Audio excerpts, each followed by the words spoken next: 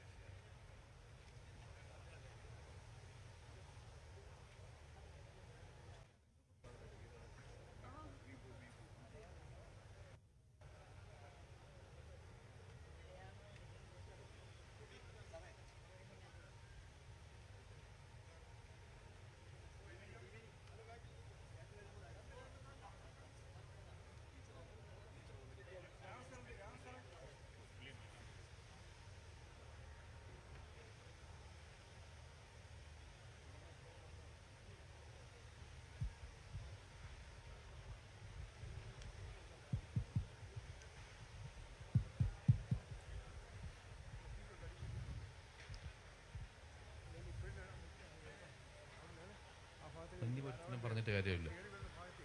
കയറി വരുന്ന ഭാഗത്തു നിന്ന് മാറി സീറ്റുകളിലേക്ക് ഇരിക്കണമെന്ന് അറിയിക്കുന്നു.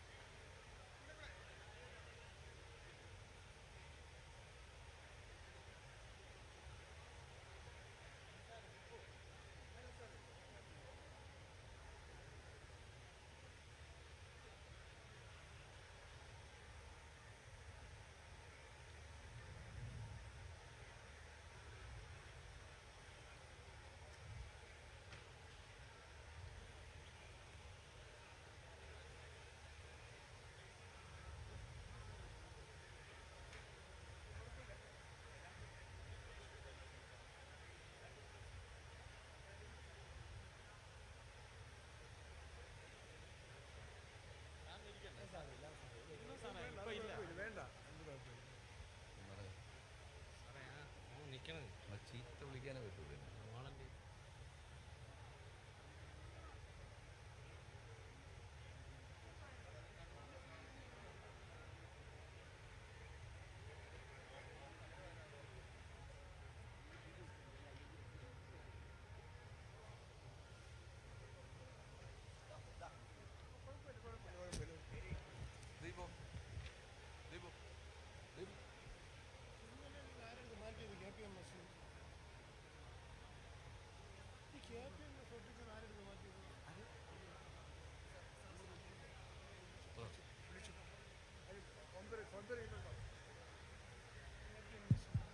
മഹാവേദവാക്യങ്ങളിൽ ഏറ്റവും ശ്രേഷ്ഠമായ തത്വമസിയുടെ പുണ്യഭൂമികയായ ശ്രീ ശബരിമല ധർമ്മശാസ്ത്ര ക്ഷേത്രം ലോകത്താകെയുള്ള ഭക്തജനകോടികൾ ഹൃദയത്തിൽ കാത്തുസൂക്ഷിക്കുന്ന മഹാസങ്കല്പം, മതേതരത്വത്തിന്റെയും മാനവീയ മൂല്യത എന്നും ശക്തികേന്ദ്രമായിട്ടുള്ള പുണ്യപാവനമായ ശബരിമല ക്ഷേത്രത്തിന്റെയും തിരുവിതാംകൂറിലെ ഇതര ക്ഷേത്രങ്ങളുടെയും സമഗ്ര വികസനം ലക്ഷ്യമാക്കി ലോകത്താകെയുള്ള അയ്യപ്പ ഭക്തന്മാരെ പങ്കെടുപ്പിച്ചുകൊണ്ട് ബഹുമാനപ്പെട്ട കേരള സർക്കാരും തിരുവിതാംകൂർ ദേവസ്വം ബോർഡും സംഘടിപ്പിക്കുന്ന ആഗോള അയ്യപ്പ സംഗമത്തിന് തിരി തെളിയുന്നു. ഈ ഭക്തിസാന്ദ്രമായ മുഹൂർത്തത്തിൽ പ്രാർത്ഥനാഗാനം ആലപിക്കുന്നതിന് ഭാരതം പത്മശ്രീ നൽകി ബഹുമാനിച്ച കേരള സർക്കാർ ഹരിവരാസന പുരസ്കാരം നൽകി ഈ വർഷം ആദരിച്ച ധന്യനും സർഗപുണ്യവുമായ ശ്രീ കൈതപ്രം ദാമോദരൻ നമ്പൂതിരിയെ സമസ്ത ബഹുമാനത്തോടെയും ക്ഷണിക്കുന്നു.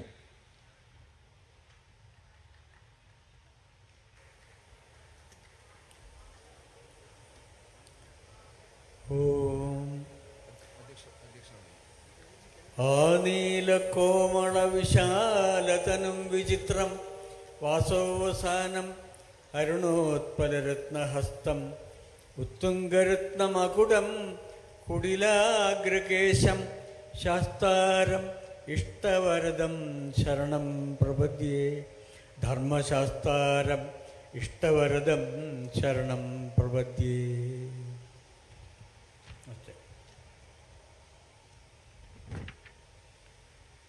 ഈ ധന്യമായ ചടങ്ങിന്റെ അധ്യക്ഷനായി കേരളത്തിന്റെ ബഹുമാനപ്പെട്ട സഹകരണ തുറമുഖ ദേവസ്വം വകുപ്പ് മന്ത്രി ശ്രീ VN വാസവൻ അവരുകളെ ക്ഷണിക്കുന്നു.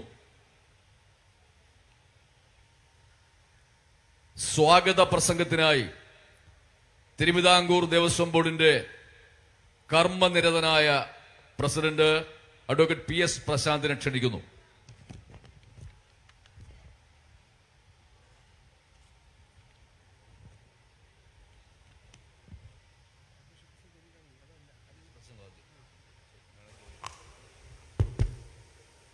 ആഗോള അയ്യപ്പ സംഗമത്തിൻ്റെ അധ്യക്ഷത വഹിക്കുന്ന ബഹുമാനായ തുറമുഖ ദേവസ്വം സഹകരണ വകുപ്പ് മന്ത്രി ശ്രീ VN വാസവൻ അവറുകൾ, കേരളത്തിൻ്റെ ബഹുമാനായ മുഖ്യമന്ത്രി ശ്രീ പിണറായി വിജയൻ അവറുകൾ,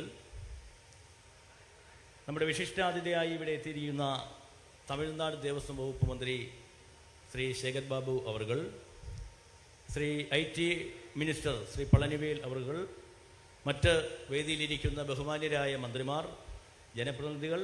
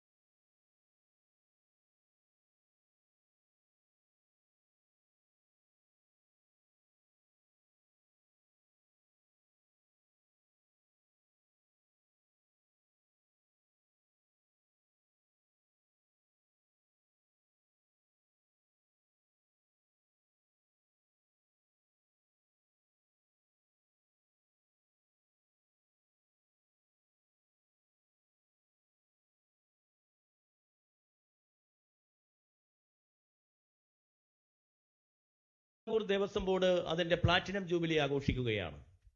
നമുക്കെല്ലാവർക്കും അറിയാം, ആദ്യത്തെ തിരുവിതാംകൂർ ദേവസ്വം ബോർഡ് പ്രസിഡന്റ് അഭിമന്യനായ മന്നത്ത് പത്മനാഭനാണ്.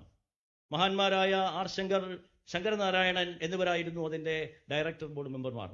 അതിനുശേഷം ഒട്ടേറെ മഹാരഥന്മാർ ഈ തിരുവിതാംകൂർ ദേവസ്വം ബോർഡിന് നേതൃത്വം നൽകിയിട്ടുണ്ട്. അവരുടെ ഓർമ്മകൾക്ക് മുന്നിൽ തലകുനിക്കുവാൻ, ശിരസ് നമിക്കുവാൻ ഞാൻ ഈ അവസരം വിനിയോഗിക്കുകയാണ്.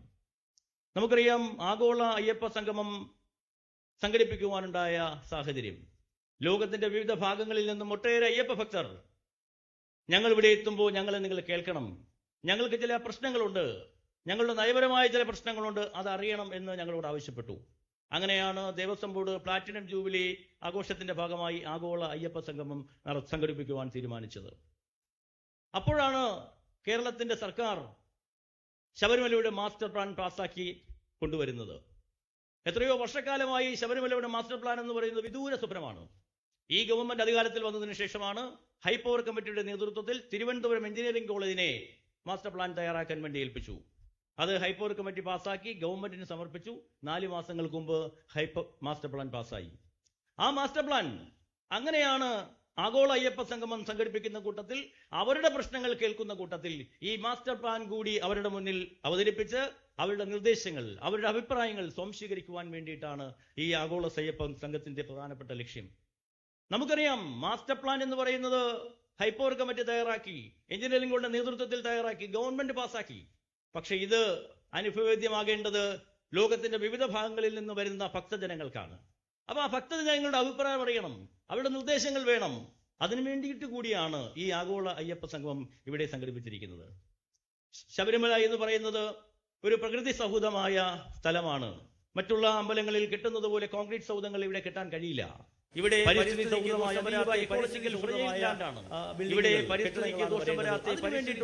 ലോകത്തിൽ വിവിധ മോഡലുകളുണ്ട്, അതെല്ലാം ഇവിടെ പറയുവാനുള്ള അവസരം വിവിധ മോഡലുകളുണ്ട്. നമുക്കെല്ലാവർക്കും അറിയാം, ശബരിമലയിൽ ഏറ്റവും പ്രധാനപ്പെട്ട പ്രശ്നം എന്താ? ക്രൗഡ് മാനേജ്മെന്റ് ആണ്. ആ ക്രൗഡ് മാനേജ്മെന്റുമായി ബന്ധപ്പെട്ട ഒരു ഡിസ്കഷൻ ഇവിടെ ഉണ്ട്. അതിനെ ശാസ്ത്ര സാങ്കേതിക വിദ്യയുമായി സമന്വയിപ്പിച്ചുകൊണ്ട് എങ്ങനെയാണ് ക്രൗഡ് മാനേജ്മെന്റ് നന്നായി നടപ്പിലാക്കാൻ കഴിയുക എന്നുള്ള ഡിസ്കഷൻ ഇവിടെ നടക്കുകയാണ്.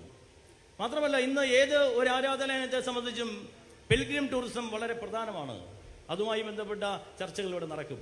മാസ്റ്റർ പ്ലാനുമായി ബന്ധപ്പെട്ട ചർച്ചകൾക്ക് നേതൃത്വം നൽകുന്നത് പഴയ ചീഫ് സെക്രട്ടറി മാസ്റ്റർ പ്ലാനിന്റെ ചെയർമാനുമായിരുന്ന ശ്രീ ജയകുമാർ സാറാണ് അതിന് നേതൃത്വം നൽകുന്നത്. ക്രൗഡ് മാനേജ്മെന്റുമായി ബന്ധപ്പെട്ട് പോലീസാണ് അത് കൈകാര്യം ചെയ്യുന്നത്. മുൻ DGP ജേക്കബ് ന്യൂസ് സാർ ഇവിടെ എത്തിയിട്ടുണ്ട്. ഇപ്പോഴും മാതൃകാപരമായി ക്രൗഡ് മാനേജ്മെന്റ് കൈകാര്യം ചെയ്യുന്ന ശ്രീ ADGP ശ്രീജിത്ത് അതിന് നേതൃത്വം വഹിക്കും. സ്പിരിച്വൽ ടൂറിസവുമായി ബന്ധപ്പെട്ട് ഞങ്ങൾക്ക് അതിവിശിഷ്ടനായ ഒരു വ്യക്തിയാണ് അതിൻ്റെ ഉദ്ഘാടനം നിർവഹിക്കുവാൻ വേണ്ടി കിട്ടിയിരിക്കുന്നത്. എത്രയോ പ്രധാനമന്ത്രിമാരോടൊപ്പം പ്രിൻസിപ്പൽ സെക്രട്ടറി ആയിരുന്ന ശ്രീ TK നായർ സാർ, അദ്ദേഹമാണ് പിൽഗ്രിം ടൂറിസവുമായി ബന്ധപ്പെട്ട് ഇവിടെ ഇത് ഉദ്ഘാടനം ചെയ്യാൻ വേണ്ടി എത്തിയിരിക്കുന്നത്. അങ്ങനെ ഇവിടെ ശബരിമലയുമായി ബന്ധപ്പെട്ട കാര്യങ്ങൾ ഇവിടുത്തെ നമ്മുടെ സാധാരണ ഭക്തജനങ്ങൾക്ക് മുന്നിൽ അവതരിപ്പിച്ച് അവരുടെ ഒപ്പീനിയൻ എടുത്ത് അത് കൺസോൾഡേറ്റ് ചെയ്ത് ഒരു കൺസെപ്റ്റായി വേൾഡ് ഇറ്റലി ഫംഗ്ഷനിൽ ദേവസ്വം ബോർഡ് ബഹുമാനായ ദേവസ്വം ബോർഡ് വകുപ്പ് മന്ത്രി ശ്രീ VN വാസവൻ അവതരിപ്പിക്കും. അതിനുശേഷം എല്ലാവരും കൂടി ആലോചിച്ച് ദേവസ്വം ബോർഡിന്റെ നേതൃത്വത്തിൽ, ദേവസ്വം വകുപ്പിന്റെ നേതൃത്വത്തിൽ, സർക്കാരിന്റെ സഹായത്തോടു കൂടി ശബരിമലയിലെ മാസ്റ്റർ പ്ലാൻ തയ്യാറാക്കി മുന്നോട്ട് പോവുക എന്നുള്ളതാണ് ഞങ്ങൾ ഉദ്ദേശിക്കുന്നത്. ഇവിടെ ഉയർന്നു വന്ന ഒരു പ്രശ്നം, ദേവസ്വം ബോർഡ് ഇത് നടത്തുകയാണ്, സർക്കാരിന്റെ സഹായം എന്തിനാണ് എന്നാണ് ചോദ്യം. ഞാൻ ചോദിക്കട്ടെ, സർക്കാരിന്റെ സഹായമില്ലാതെ നമുക്ക് എന്തെങ്കിലും ചെയ്യുവാൻ സാധിക്കുമോ? നമ്മുടെ മുന്നിലുണ്ട് കഴിഞ്ഞ പ്രാവശ്യത്തെ മണ്ഡല മകരവിളക്ക് മഹോത്സവം. ചരിത്രത്തിൽ എത്രയോ കാലങ്ങളായി എല്ലാ കാര്യങ്ങളും നടത്തി നിർവഹിച്ചു കൊണ്ടുപോകുന്നതിന് ഞങ്ങളെ സഹായിക്കുന്ന സംവിധാനമാണ് സർക്കാർ സംവിധാനം. കഴിഞ്ഞ പ്രാവശ്യം 54 ലക്ഷം പേർ വന്നു. ഒരു പരാതിയുമില്ലാതെ, ഒരു പരിഭവമില്ലാതെ വളരെ മനോഹരമായി നമുക്ക് ആ ശബരിമല മണ്ഡല മകരവിളക്ക് മഹോത്സവം സംഘടിപ്പിക്കുവാൻ സാധിച്ചു. 2 തവണയാണ് ബഹുമാനായ മുഖ്യമന്ത്രി നേതൃത്വത്തിൽ അവലോകനം വിളിച്ചത്. ദേവസ്വം ബോർഡ് വകുപ്പ് മന്ത്രിയുടെ നേതൃത്വത്തിൽ ദർബാർ ഹാളിൽ അദ്ദേഹത്തിന്റെ ഓഫീസിൽ എത്ര തവണയാണ് അവലോകനം വിളിച്ചതെന്ന് എനിക്കറിയില്ല. വിവിധ വകുപ്പ് മന്ത്രിമാരുടെ നേതൃത്വത്തിൽ, വിവിധ ഡിപ്പാർട്ട്മെന്റുകളുടെ സഹായത്തോടുകൂടി 30-35 ഡിപ്പാർട്ട്മെന്റുകളുടെ നേതൃത്വത്തിലാണ് ഈ ആഗോള അയ്യപ്പ സംഗമം ശബരിമല മണ്ഡല മകരവിളക്ക് മഹോത്സവം നടത്തുവാൻ വേണ്ടി എല്ലാവരുടെയും, ഗവൺമെന്റിന്റെയും വിവിധ സാമുദായിക സാംസ്കാരിക സംഘടനകളുടെയും മാധ്യമങ്ങളുടെയും എല്ലാവരുടെയും മികച്ച സംഘടനാ വൈഭവം കൊണ്ടാണ് മണ്ഡല മകരവിളക്ക് മഹോത്സവം നമുക്ക് നടത്തുവാൻ വേണ്ടി സാധിച്ചത്. മാത്രമാണോ, ആ മണ്ഡല മകരവിളക്ക് മഹോത്സവം ഏതാണ്ട് 14,000 ഉദ്യോഗസ്ഥർ, ആ 14,000 ഉദ്യോഗസ്ഥർ, പോലീസ് ഉൾപ്പെടെ 14,000 ഉദ്യോഗസ്ഥരുടെ 70 ദിവസത്തെ ശമ്പളവും ആനുകൂല്യങ്ങളും വിനിയോഗിക്കപ്പെടുന്നത് സർക്കാരിന്റെ ഖജനാവിൽ നിന്നാണ്. ശബരിമല ഇടത്താവളത്തിന് വേണ്ടി എത്ര കോടി രൂപയാണ് ഗവൺമെന്റ് ചെലവഴിക്കുന്നത്? ഇങ്ങോട്ടുള്ള റോഡുകൾ, പാലങ്ങൾ, വൈദ്യുതി, അങ്ങനെ എല്ലാം സർക്കാരിന്റെ സഹായം കൊണ്ടാണ് മുന്നോട്ട് പോകുന്നത്. എന്നാൽ ശബരിമലയിൽ നിന്ന് കിട്ടുന്ന വരുമാനത്തിന്റെ ഒരു ചില്ലിക്കാശ് പോലും സർക്കാരിന്റെ ഖജനാവിലേക്ക് പോകില്ല എന്ന് ആധികാരികമായി ഇവിടെ നിന്ന് പറയുവാൻ ഞാൻ ഈ അവസരം വിനിയോഗിക്കുകയാണ്. അങ്ങനെ ഒരു പ്രചരണം നടക്കുന്നുണ്ട്. അപ്പൊ ഞാൻ പറയുന്നത് അതേ സംവിധാനം തന്നെയാണ്. മണ്ഡല മകരവിളക്ക് മഹോത്സവ സമയത്ത് എങ്ങനെയാണോ ദേവസ്വം ബോർഡിന്റെ നേതൃത്വത്തിൽ സംഘടിപ്പിക്കുമ്പോൾ ഒരു സർക്കാർ സഹായിക്കുന്നത്, അതേ രീതിയിൽ തന്നെയാണ് ഞങ്ങൾ ഈ ആഗോള അയ്യപ്പ സംഗമവും സംഘടിപ്പിച്ചു പോകുന്നത്. അപ്പോൾ അതുകൊണ്ട് ഞങ്ങൾക്കൊരു ലക്ഷ്യമേ ഉള്ളൂ, ശബരിമലയുടെ അടിസ്ഥാനപരമായ വികസനം സാധ്യമാകണം. ആ വികസനം സാധ്യമാകാൻ വേണ്ടി എല്ലാവരെയും കൂട്ടിച്ചേർത്തുകൊണ്ടാണ് ഞങ്ങൾ മുന്നോട്ട് പോയത്, എല്ലാവരെയും കൂട്ടിച്ചേർത്തുകൊണ്ട്. അപ്പോൾ ആ ഒരു സംഘവുമായി ഞങ്ങൾ മുന്നോട്ട് പോകുമ്പോൾ ഞങ്ങൾക്ക് ഒറ്റ ലക്ഷ്യമായി, ഒരേ ഒരു മന്ത്രവുമായി ശബരിമലയുടെ വികസനം മാത്രമാണ് ഞങ്ങളുടെ ലക്ഷ്യമെന്ന് പ്രഖ്യാപിച്ചുകൊണ്ട് മുന്നോട്ട് പോകുമ്പോൾ എല്ലാവരുടെയും പിന്തുണയും സഹകരണവും ഒരിക്കൽ കൂടി ഉണ്ടാകണമെന്ന് വിനയപൂർവ്വം അഭ്യർത്ഥിച്ചുകൊണ്ട് ഞാൻ എൻ്റെ കർത്തവ്യത്തിലേക്ക് കടന്നു പോവുകയാണ്. നമ്മുടെ ബഹുമാനായ മിനിസ്റ്റർ, ദേവസ്വം മന്ത്രി ശ്രീ VN വാസവൻ, അദ്ദേഹത്തിൻ്റെ നേതൃത്വം, അദ്ദേഹത്തിൻ്റെ കാഴ്ചപ്പാട് ദേവസ്വം ബോർഡിന് മുന്നോട്ട് പോകുവാൻ ഒരു ദീപ്ത നാളമാണ്. അദ്ദേഹത്തെ സ്നേഹത്തിൻ്റെ ഭാഷയിൽ ഞാൻ ഈ വേദിയിലേക്ക് ഹൃദയപൂർവ്വം സ്വാഗതം ചെയ്യുന്നു. നമ്മുടെ ബഹുമാനായ മുഖ്യമന്ത്രി കേരളത്തെ പുതിയ പന്താവിലേക്ക് വഴിവെട്ടി തെളിച്ചുകൊണ്ട് മുന്നോട്ട് പോവുകയാണ്. ജനകീയനായ മുഖ്യമന്ത്രി, ആധുനിക കേരളം സൃഷ്ടിച്ചുകൊണ്ട് മുന്നോട്ട് പോകുന്ന ബഹുമാനായ കേരളത്തിൻ്റെ മുഖ്യമന്ത്രി ശ്രീ പിണറായി വിജയൻ അവരുടെ ഹൃദയപൂർവ്വം ഈ വേദിയിലേക്ക് ഞാൻ സ്വാഗതം ചെയ്യുന്നു. ഞങ്ങളുടെ ദേവസ്വം ബോർഡിൻ്റെ ആത്മബന്ധുവാണ് തമിഴ്നാടിൻ്റെ ദേവസ്വം മിനിസ്റ്റർ ശ്രീ ശേഖർ ബാബു സാർ. അദ്ദേഹത്തിൻ്റെ സഹായം, അദ്ദേഹത്തിൻ്റെ സാന്നിധ്യമില്ലാതെ ഞങ്ങൾക്ക് തിരുവിതാംകൂർ ദേവസ്വം ബോർഡിന് ഒരു ഫംഗ്ഷൻ സംഘടിപ്പിക്കുവാൻ കഴിയില്ല. അദ്ദേഹത്തിൻ്റെ സഹായം എത്രയോ വർഷക്കാലമായി ഏതെല്ലാം രൂപത്തിൽ ഈ അമ്പലത്തിൻ്റെ വികസനത്തിന് വേണ്ടി വന്നുകൊണ്ടിരിക്കുന്നു എന്ന് ഞാൻ പ്രത്യേകം പറയേണ്ട കാര്യമില്ല. അദ്ദേഹം എല്ലാ മാസവും ശബരിമലയിൽ വന്നു പോകുന്ന ആളാണ്. അദ്ദേഹത്തെ ചേർത്ത് നിർത്തിക്കൊണ്ട് സ്നേഹപൂർവ്വം അദ്ദേഹത്തെ ഈ വേദിയിലേക്ക് സ്വാഗതം ചെയ്യുന്നു. തമിഴ്നാടിൻ്റെ IT വകുപ്പ് മന്ത്രി ശ്രീ പളനിവേൽ, അദ്ദേഹത്തെ ഹൃദയപൂർവ്വം ഈ വേദിയിലേക്ക് സ്വാഗതം ചെയ്യുന്നു. നമ്മുടെ കൃഷി വകുപ്പ് മന്ത്രി ശ്രീ പ്രസാദ്, അദ്ദേഹത്തെ ഈ വേദിയിലേക്ക് സ്വാഗതം ചെയ്യുന്നു. ജലവിഭവ വകുപ്പ് മന്ത്രി ശ്രീ റോഷി അഗസ്റ്റിൻ, അദ്ദേഹത്തെ ഈ വേദിയിലേക്ക് സ്വാഗതം ചെയ്യുന്നു. ശ്രീ K കൃഷ്ണൻകുട്ടി ചേട്ടൻ, അദ്ദേഹത്തെ ഈ വേദിയിലേക്ക് സ്വാഗതം ചെയ്യുന്നു. വനം വകുപ്പ് മന്ത്രി ശ്രീ AK ശശീന്ദ്രൻ, അദ്ദേഹത്തെ ഈ വേദിയിലേക്ക് സ്വാഗതം ചെയ്യുന്നു. ശ്രീമതി വീണ ജോർജ്, ഈ ജില്ലയുടെ മന്ത്രി കൂടിയാണ്, ശ്രീമതി വീണ ജോർജിനെ ഈ വേദിയിലേക്ക് സ്വാഗതം ചെയ്യുന്നു. നമ്മുടെ സാംസ്കാരിക വകുപ്പ് മന്ത്രി ശ്രീ സജി ചെറിയാൻ, അദ്ദേഹത്തെ ഈ വേദിയിലേക്ക് സ്വാഗതം ചെയ്യുന്നു. ഗവൺമെന്റിന്റെ chief whip doctor N Jayaraj, അദ്ദേഹത്തെ ഈ വേദിയിലേക്ക് സ്വാഗതം ചെയ്യുന്നു. ശ്രീ KU ജനീഷ് കുമാർ MLA ഈ വേദിയിലേക്ക് സ്വാഗതം ചെയ്യുന്നു. ശ്രീ പ്രമോദ് നാരായൺ MLA വേദിയിലേക്ക് സ്വാഗതം ചെയ്യുന്നു. നമ്മുടെ മുൻ ദേവസ്വം വകുപ്പ് മന്ത്രി കൂടിയായ ശ്രീ കടകംപള്ളി സുരേന്ദ്രൻ, അദ്ദേഹത്തെ വേദിയിലേക്ക് സ്വാഗതം ചെയ്യുന്നു.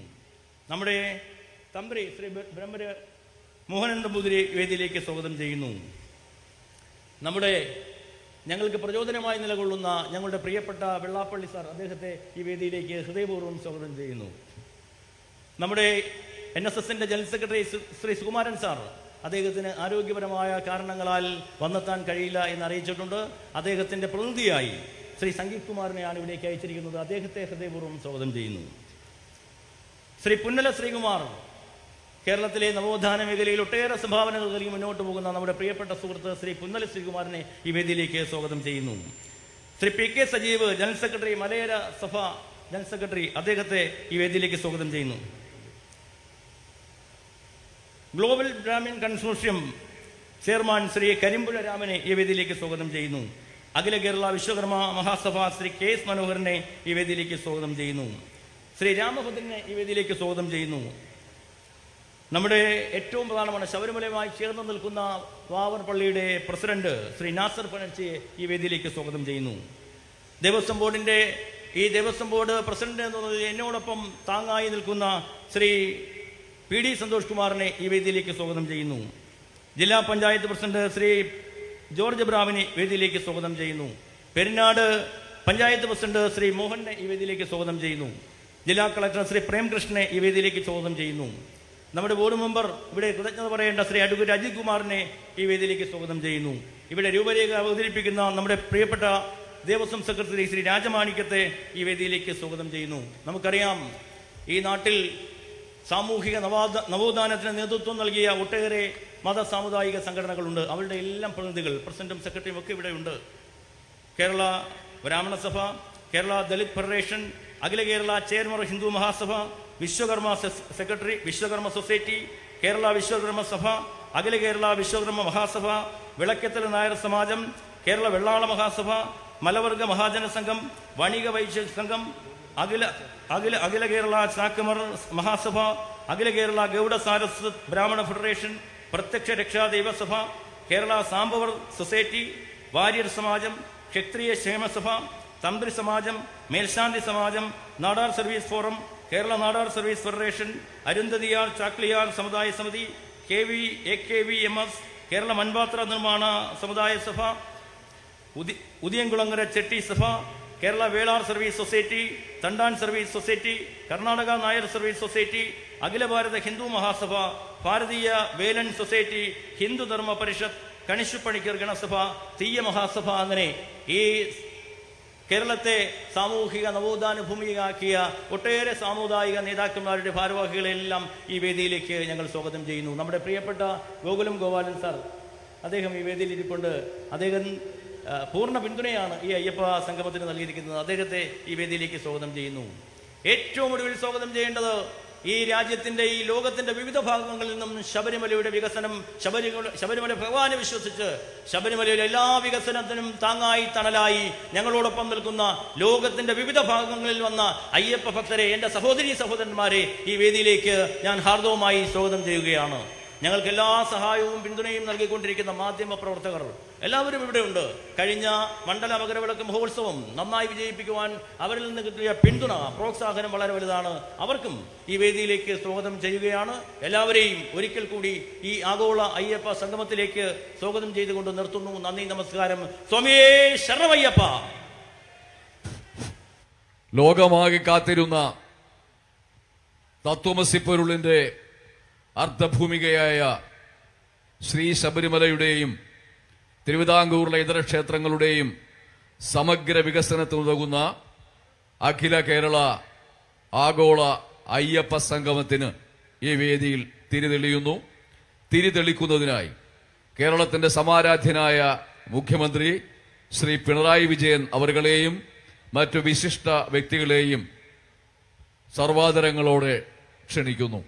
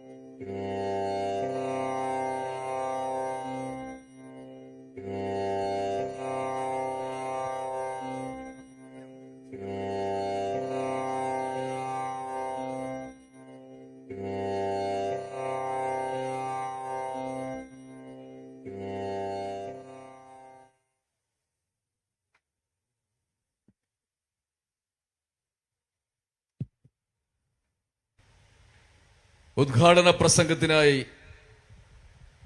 ബഹുമാനപ്പെട്ട കേരള മുഖ്യമന്ത്രി ശ്രീ പിണറായി വിജയൻ അവർകൾ വേദിയിലെത്തുന്നു.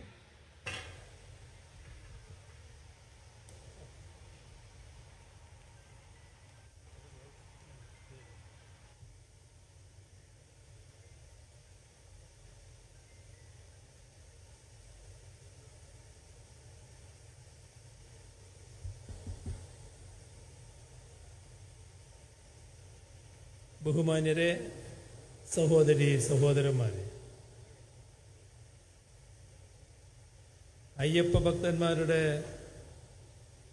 ഈ മഹാസമ്മേളനത്തിൽ പങ്കെടുക്കാൻ കഴിഞ്ഞതിലുള്ള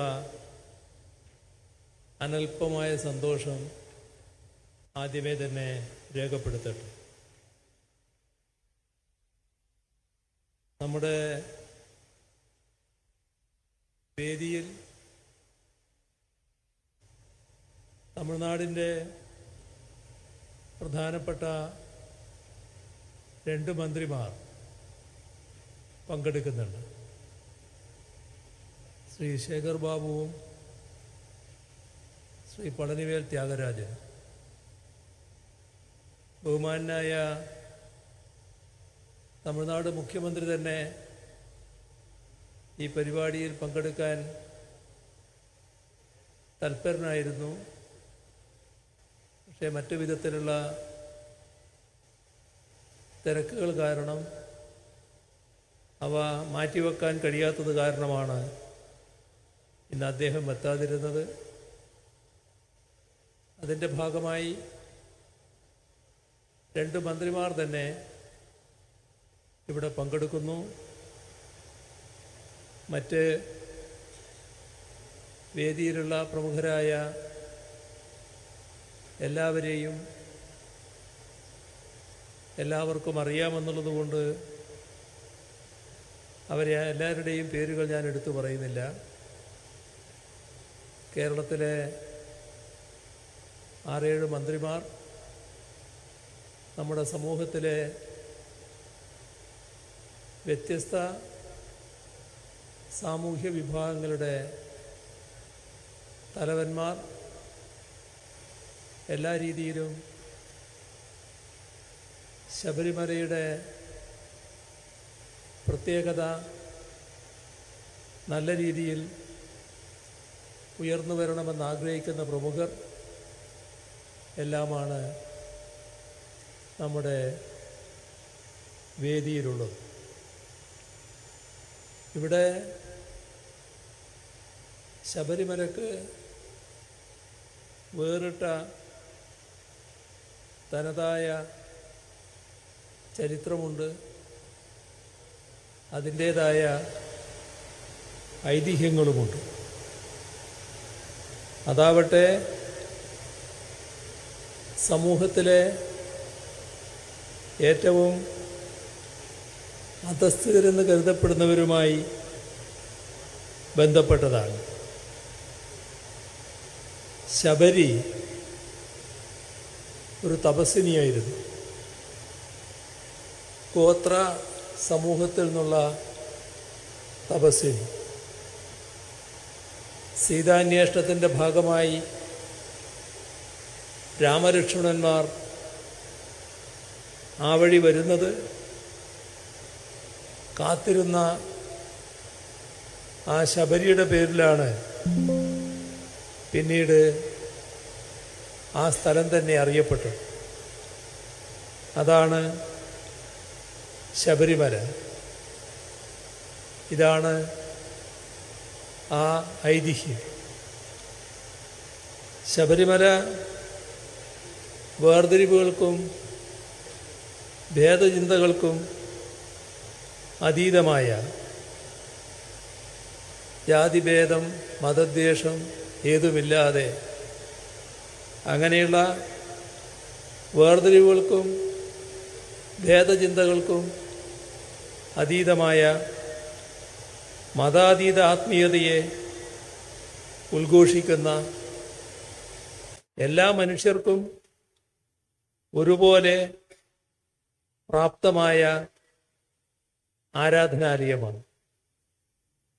ആ നിലക്ക് തന്നെ ഈ ആരാധനാലയത്തെ നമുക്ക് ശക്തിപ്പെടുത്തേണ്ടതുണ്ട്. അയ്യപ്പ ഭക്തന്മാർ ഇന്ന് ലോകത്തെമ്പാടുമുണ്ട്. അതുകൊണ്ട് തന്നെയാണ് ഈ മഹാസംഗമത്തിന് ഒരു ആഗോള സ്വഭാവം കൈവരുന്നത്. നേരത്തെ കേരളത്തിൽ നിന്നുള്ള തീർത്ഥാടകരായിരുന്നു ശബരിമലയിൽ എത്തിക്കൊണ്ടിരുന്നത്. അതോടൊപ്പം അയൽ സംസ്ഥാനത്ത് നിന്നുള്ള അയൽ സംസ്ഥാനക്കാരായ ആളുകളും എത്തിയിരുന്നു. പിന്നീട് രാജ്യത്തിൻ്റെ നാനാഭാഗങ്ങളിൽ നിന്നായി തീർത്ഥാടകരുടെ പ്രവാഹം തന്നെയുണ്ടായി. ക്ഷേത്രത്തിൻ്റെ സാർവലൗകിക സ്വഭാവം മുൻനിർത്തിയാവണം ലോകത്തിൻ്റെ പല ഭാഗങ്ങളിൽ നിന്ന് ശബരിമലയിലേക്ക് ഇന്ന് ആളുകൾ എത്തുന്നത്. പലപ്പോഴും ഭക്തജനസാഗരം എന്ന് വിശേഷിപ്പിക്കാവുന്ന സാന്നിധ്യമാണ് ഇവിടെ ഉണ്ടാവുന്നത്. ഇത്രയേറെ ആളുകൾ എത്തുമ്പോൾ ക്ഷേത്രപ്രവേശനം സുഗമമാക്കാനും തീർത്ഥാടനം ആയാസരഹിതമാക്കാനും വലിയ തോതിലുള്ള ഇടപെടലുകൾ ഉണ്ടാകേണ്ടതുണ്ട്. ഈ ബോധ്യത്തോടെയാണ് തിരുവിതാംകൂർ ദേവസ്വം ബോർഡ് അതിൻ്റെ പ്ലാറ്റിനം ജൂബിലിയോടനുബന്ധിച്ച് ഇങ്ങനെയൊരു സംഗമം നടത്തുന്നത്. സ്വാഗത പ്രസംഗത്തിൽ ആ കാര്യങ്ങൾ ദേവസ്വം ബോർഡ് പ്രസിഡന്റ് പ്രത്യേകം എടുത്തു പറയുകയുമുണ്ടായി. തീർത്ഥാടകർക്ക് എന്താണ് വേണ്ടത്? അത് സർക്കാരോ ദേവസ്വം ബോർഡോ ഏകപക്ഷീയമായി സങ്കല്പിച്ച് നടപ്പിലാക്കുകയല്ല വേണ്ടത്.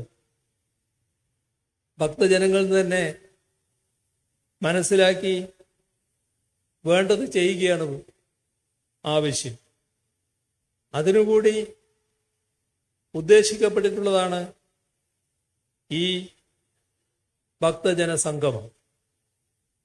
ഇതിനോട് ഭക്തജനങ്ങൾ, പ്രത്യേകിച്ച് അയ്യപ്പ ഭക്തന്മാർ സർവാത്മന സഹകരിക്കുന്നുവെന്ന് കാണുന്നത് സന്തോഷകരമാണ്. യഥാർത്ഥ ഭക്തർക്ക് ഇങ്ങനെയേ ചെയ്യാനാകൂ. ഭക്തി കേവലമൊരു പരിവേഷമായി അണിയുന്നവർക്ക് പ്രത്യേക അജണ്ടയുണ്ടാവാം. അവർക്ക് പ്രത്യേക താല്പര്യങ്ങളുണ്ടാവാം. അവ മുൻനിർത്തി അവർ ഭക്തജന സംഗമം തടയാൻ എല്ലാവിധ പരിശ്രമങ്ങളും നടത്തി നോക്കി. അത് നമുക്ക് ബാധകമല്ല. ആ വഴിക്കുള്ള ശ്രമങ്ങളെ ബഹുമാനപ്പെട്ട സുപ്രീം കോടതി തന്നെ വിലക്കി എന്നത് നമുക്കാകെ ആശ്വാസകരവുമാണ്. യഥാർത്ഥ ഭക്തരെ തിരിച്ചറിയാൻ വിഷമമില്ല. ഭഗവത്ഗീത തന്നെ യഥാർത്ഥ ഭക്തരുടെ സ്വഭാവം എന്താണെന്ന് എന്നത് വ്യക്തമാക്കിയിട്ടുണ്ട്. ഭക്തന്റെ ലക്ഷണങ്ങൾ ഭഗവത്ഗീതയുടെ 12-ാം അധ്യായത്തിൽ 13 മുതൽ 20 വരെയുള്ള 8 ശ്ലോകങ്ങളിലായാണുള്ളത്. അതിലേറ്റവും പ്രധാനപ്പെട്ടത് അദ്വേഷ്ട സർവഭൂതാനാം മൈത്ര കരുണ ഏവജ എന്ന് തുടങ്ങുന്ന ഭാഗമാണ്. ഒന്നിനെയും ദ്വേഷിക്കാത്തവനും എല്ലാത്തിനും മിത്രമായിരിക്കുന്നവനും എല്ലാവരിലും ദയയുള്ളവനും സുഖദുഃഖങ്ങളിൽ ഭാവഭേദമില്ലാത്തവനും എന്തും ക്ഷമിക്കുകയും സഹിക്കുകയും ചെയ്യുന്നവനും ആയിരിക്കും ഭക്തൻ എന്നതാണ് ആ ഗീതാ നിർവചനം. അതിന് നിരക്കുന്ന തരത്തിലുള്ള ഭക്തിയുള്ളവരുടെ സംഘവുമാണ് സത്യത്തിൽ ഇത്. ഗീതയിലെ ഭക്തസങ്കല്പം ഉയർത്തിപ്പിടിക്കുന്നവരുടെ സംഗമം. തീർത്തും മതനിരപേക്ഷ മൂല്യങ്ങളുടെ വിശുദ്ധിയിൽ തിളങ്ങുന്നതാണ് ശബരിമല അയ്യപ്പ ക്ഷേത്രമെന്ന് നമുക്കറിയാം. ഓരോ മതവും വിശ്വാസ പ്രമാണവും തങ്ങളുടേതായ ആരാധനാലയങ്ങളും അനുബന്ധ രീതികളും പിന്തുടരുമ്പോൾ എല്ലാ ജാതി മത ചിന്തകൾക്കും വിശ്വാസങ്ങൾക്കും അപ്പുറം എല്ലാവരും ഒരുമിച്ചൊന്നായി എത്തിച്ചേരുന്ന ഇടമാണ് ശബരിമല. കല്ലും മുള്ളും കാലുക്കുമെത്ത എന്ന ശരണം വിളിച്ചുകൊണ്ട് കഷ്ടപ്പെട്ട് കാനനപാതകൾ താണ്ടി 18-ാം പടി കയറി അവിടെ എത്തുന്ന ഭക്തജനങ്ങളെ സ്വാഗതം ചെയ്യുന്നത് തത്വമസി എന്ന ഉപനിഷത്ത് വചനമാണ്. ചാന്തോക്യോപനിഷത്തിലെ ഈ വചനത്തിൻ്റെ പൊരുൾ അത് നീ തന്നെ എന്നതാണെന്ന് നമുക്കറിയാം. ഞാനും നീയും ഒന്നാകുന്നു എന്ന് പറയുമ്പോൾ അന്യരില്ല എന്നുകൂടിയാണ് അർത്ഥം. അഥവാ അന്യരിലേക്ക് കൂടി ഞാൻ എന്ന സങ്കല്പം ചേർന്ന് നിൽക്കുകയാണ്. ഇങ്ങനെ അന്യരെ കൂടി ഉൾക്കൊള്ളുകയും അന്യനോട് ചേർന്ന് നിൽക്കുകയും ചെയ്യുമ്പോൾ അന്യത എന്നത് ഇല്ലാതാവുകയാണ്. അപരൻ എന്നൊരാൾ ഇല്ലാതാവുകയാണ്. എല്ലാവരും ഒന്ന് എന്ന ബോധം തെളിയുകയാണ്. അത് തെളിയിക്കുക എന്നതാണ് ശബരിമലയുടെ സന്ദേശം. ശ്രീനാരായണ ഗുരുവും ചട്ടമ്പി സ്വാമികളും രമണ മഹർഷിയുമൊക്കെ നമുക്ക് തെളിയിച്ചു തന്ന തത്വമാണിത്. ഇതിൻ്റെ പ്രഘോഷണം നടത്തുന്ന ലോകത്തെ തന്നെ അപൂർവ ക്ഷേത്രങ്ങളിൽ ഒന്നാണ് ശബരിമല. അവിടെ അയ്യപ്പന് നിത്യവും ഉറക്കുപാട്ടാകുന്നത് ഹരിവരാസനമാണെന്ന് എല്ലാവർക്കും അറിയാം. ആ കൃതി ചിട്ടപ്പെടുത്തിയത് നിരീശ്വരവാദിയായ ദേവരാജൻ മാസ്റ്ററാണ്. അത് ആലപിച്ചതാകട്ടെ ജന്മം കൊണ്ട് ക്രൈസ്തവനായ യേശുദാസുമാണ്. സന്നിധാനത്തിലേക്കുള്ള യാത്രാമധ്യേ അയ്യപ്പ ഭക്തന്മാർ തൊഴുതു നീങ്ങുന്നത് വാവർ നടയിലൂടെയാണ്. വാവറാകട്ടെ ഇസ്ലാമാണ്. മധ്യ കേരളത്തിൽ നിന്ന് മല ചവിട്ടാൻ പോകുന്ന അയ്യപ്പ ഭക്തർ ക്രൈസ്തവ ദേവാലയമായ അർത്തുങ്കൽ പള്ളിയിലും കാണിക്കയിടുന്നു. ഇങ്ങനെ സർവധർമ്മ സമഭാവനയുടെ പ്രതീകമായി നിൽക്കുന്ന എത്ര ദേവാലയങ്ങളുണ്ട് ലോകത്തിൽ? അങ്ങനെ ആലോചിക്കുമ്പോഴാണ് ശബരിമലയ്ക്കുള്ള പ്രത്യേകത കൂടുതൽ കൂടുതൽ വ്യക്തമാവുക. ശബരിമലയുടെ മതാതീത ആത്മീയത ഒരു അത്യപൂർവതയാണ്. ഇത് ലോകത്തിനു മുന്നിൽ കൊണ്ടുവരിക എന്നത് പ്രധാനമാണ്. അങ്ങനെ രാജ്യാന്തരങ്ങളിൽ നിന്നുള്ള അയ്യപ്പ ഭക്തരെ ഇങ്ങോട്ട് ആകർഷിക്കാൻ കഴിയണം. അതിനുതകും വിധം ശബരിമലയുടെ ഭൗതിക സാഹചര്യങ്ങൾ മെച്ചപ്പെടുത്തുകയും ആകർഷകമാക്കുകയും വേണം. മധുരയുടെയും തിരുപ്പതിയുടെയും ഒക്കെ മാതൃകയിൽ ശബരിമലയെയും തീർത്ഥാടക ഭൂപടത്തിൽ ശ്രദ്ധേയ കേന്ദ്രമാക്കി ലോകത്തിനു മുൻപിൽ അവതരിപ്പിക്കുക എന്നതും ഈ അയ്യപ്പ സംഗമത്തിൻ്റെ ലക്ഷ്യമാണ്. ശബരിമലയുടെ സ്വീകാര്യത കൂടുതൽ സാർവത്രികമാക്കുക, അവിടുത്തെ വികസന പദ്ധതികൾ പരിസ്ഥിതിക്ക് പരിക്കേൽക്കാത്ത വിധം മുൻപോട്ട് കൊണ്ടുപോവുക, തീർത്ഥാടനം കൂടുതൽ ആയാസരഹിതമാക്കുക തുടങ്ങിയവയാണ് ഈ സംഗമത്തിൻ്റെ ഉദ്ദേശം. ഇതൊക്കെ എങ്ങനെ സാധ്യമാക്കണം എന്നത് സംബന്ധിച്ച് നിങ്ങളുടെ നിർദ്ദേശങ്ങൾക്ക് അങ്ങേയറ്റത്തെ പ്രാധാന്യം നൽകി ദേവസ്വം ബോർഡും സർക്കാരും മുന്നോട്ടു പോകും. ലോകത്ത് എവിടെ നിന്നുമുള്ള അയ്യപ്പ ഭക്തർക്ക് ശബരിമലയിൽ എത്തിച്ചേരുന്നതിനും ദർശനം നടത്തി സുരക്ഷിതമായി മടങ്ങുന്നതിനും ആവശ്യമായ സംവിധാനങ്ങൾ വിപുലപ്പെടുത്തേണ്ടതുണ്ട്. അതിനു വേണ്ടത് ബഹുമുഖമായ ഇടപെടലുകളാണ്. ഗതാഗത സംവിധാനങ്ങൾ മുതൽ വെർച്വൽ കണക്ടിവിറ്റി വരെ അതിനായി ഉപയോഗപ്പെടുത്തണം. നൂതന ഗതാഗത സൗകര്യങ്ങൾ ഒരുങ്ങണം. ഭാഷാഭേദമന്യേ അയ്യപ്പ ഭക്തർക്ക് വിവരങ്ങൾ ലഭ്യമാക്കുന്നതിനും രജിസ്ട്രേഷൻ നടത്തുന്നതിനുമുള്ള പോർട്ടലുകളും ഹെൽപ്പ് ഡെസ്കുകളും ഉണ്ടാകണം.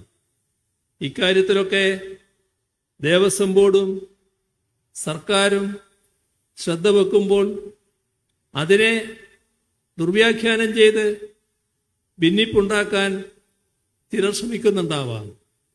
അത് ശബരിമലയുടെ താല്പര്യത്തിലല്ല, ഭക്തജനങ്ങളുടെ താല്പര്യത്തിലുമല്ല. തിരുവിതാംകൂർ ദേവസ്വം ബോർഡിന്റെ കഴിഞ്ഞ 75 വർഷക്കാലത്തെ പ്രവർത്തനങ്ങൾ ഉൾക്കൊള്ളുന്ന ചരിത്ര പ്രദർശനവും ശബരിമലയുമായി ബന്ധപ്പെട്ട കലാരൂപങ്ങളുടെയും മറ്റ് കേരളീയ കലാരൂപങ്ങളുടെയും പ്രദർശനങ്ങളും ഈ സംഗമത്തിന്റെ ഭാഗമായി ഏർപ്പെടുത്തിയിട്ടുണ്ട്.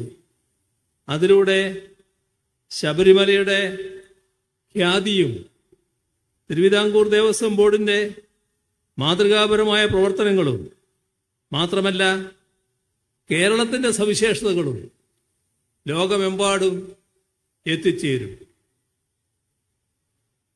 ഇത്ര കാലവുമില്ലാത്ത ഈ സംഗമം ഇപ്പോൾ എന്തുകൊണ്ടാണ് എന്നാണ് ചിലർ ചോദിക്കുന്നത്. മാറുന്ന കാലത്തിനനുസരിച്ച് തീർത്ഥാടക പ്രവാഹം വർദ്ധിക്കുമ്പോൾ അതാവശ്യപ്പെടുന്ന രീതിയിൽ ഉയർന്നു ചിന്തിക്കേണ്ടതുകൊണ്ട് എന്നതാണ് ആ ചോദ്യത്തിനുള്ള ഉത്തരം.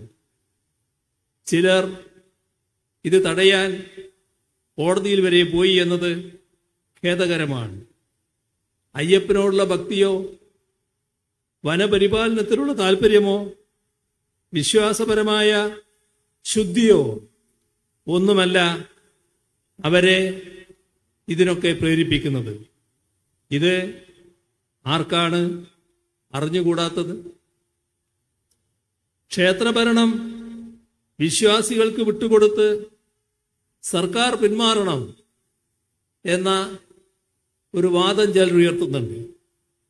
വിശ്വാസികളുടെ കൈകളിൽ തന്നെ ആയിരുന്നല്ലോ പണ്ട് ക്ഷേത്രങ്ങൾ ഉണ്ടായിരുന്നത്.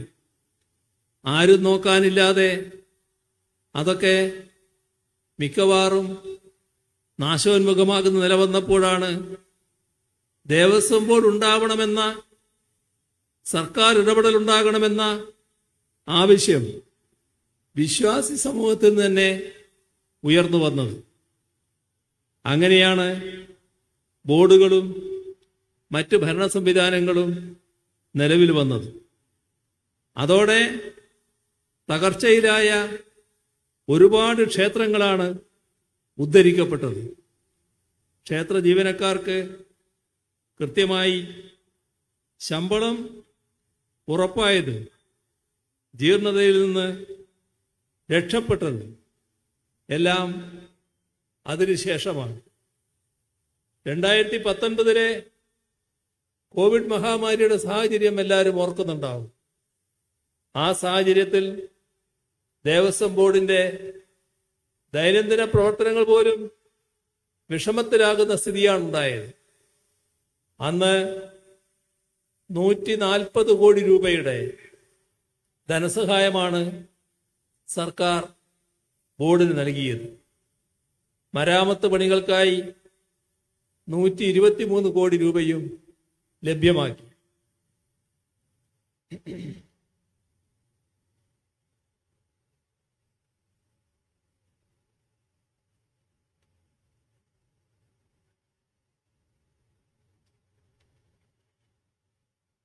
ഇത്തരം സത്യങ്ങൾ പലരും കണ്ടില്ലെന്നടിക്കുന്നു. ക്ഷേത്രങ്ങൾ വിശ്വാസികൾക്ക് വിട്ടുകൊടുക്കണമെന്ന് പറയുന്നവർ സർക്കാർ സഹായമില്ലാത്ത പഴയകാല ദുരവസ്ഥയിലേക്ക് ക്ഷേത്രങ്ങൾ തിരിച്ചു പോകണം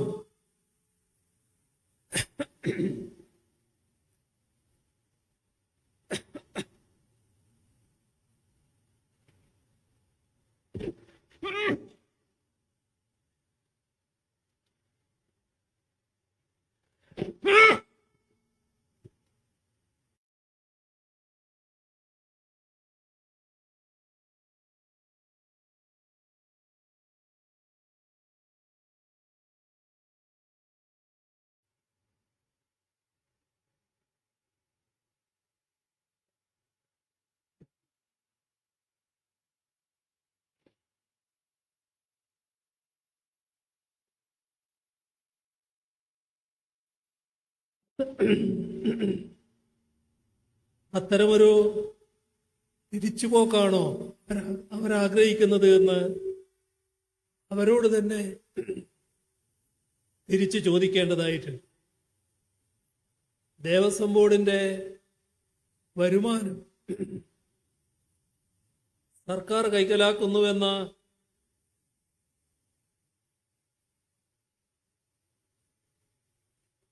വ്യാജ പ്രചരണം ചിലര് ബോധപൂർവം ഇപ്പോഴും നടത്തി വരുന്നുണ്ട്. ഇതെല്ലാം പലതവണ വിശദീകരിച്ച കാര്യമാണ്. നേരത്തെ ദേവസ്വം ബോർഡ് പ്രസിഡന്റും അതുമായി ബന്ധപ്പെട്ട കാര്യങ്ങൾ പറയുകയുണ്ടായി. ഇവിടെ ശ്രദ്ധിക്കേണ്ട കാര്യം, ക്ഷേത്ര വരുമാനത്തിൽ നിന്ന് സർക്കാർ ഒരു പൈസ പോലും എടുക്കുന്നില്ല എന്നതാണ്. എന്നാൽ ദേവസ്വം ബോർഡിന് സർക്കാർ പണം നൽകുന്നുവെന്നതുകൂടി കാണേണ്ടതായിട്ടുണ്ട്. അതുകൊണ്ടാണ് താരതമ്യേന തുച്ഛ വരുമാനം മാത്രമുള്ള എത്രയോ ക്ഷേത്രങ്ങളിൽ ഇന്നും അന്ത്യത്തിരി തെളിയുന്നത്. അവിടങ്ങളിലെ ക്ഷേത്ര ജീവനക്കാർ പട്ടിണിയിലാകാത്തത്. ശബരിമല മാസ്റ്റർ പ്ലാൻ പ്രവർത്തികൾ ആരംഭിച്ച 2011-2012 മുതൽ നാളിതുവരെ 148 കോടി 50 ലക്ഷം രൂപ വിവിധ വികസന പദ്ധതികൾക്കായി സർക്കാർ ചെലവഴിച്ചിട്ടുണ്ട്.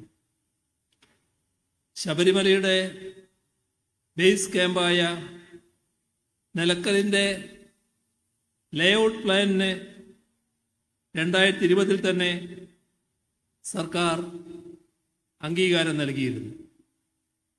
ശബരിമല മാസ്റ്റർ പ്ലാൻ ഉന്നതികാര സമിതിയുടെ പ്രവർത്തനത്തിലെ കാലതാമസം കാരണം